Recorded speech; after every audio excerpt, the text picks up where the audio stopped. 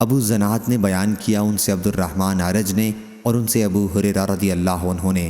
کہ رسول اللہ صلی اللہ علیہ وسلم نے فرمایا،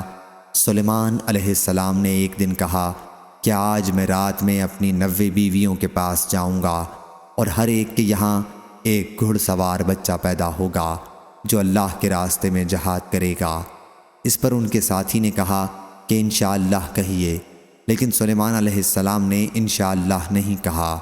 چنانچہ وہ اپنی تمام بیویوں کے پاس گئے، لیکن ایک عورت کے سوا کسی کو حمل نہیں ہوا، اور اس سے بھی ناقص بچہ پیدا ہوا، اور اس ذات کی قسم جس کے ہاتھ میں محمد صلی اللہ علیہ وسلم کی جان ہے، اگر انہوں نے انشاءاللہ کہہ دیا ہوتا تو تمام بیویوں کے یہاں بچے پیدا ہوتے اور سب گھوڑوں پر سوار ہو کر اللہ کے راستے میں جہاد کرنے والے ہوتے۔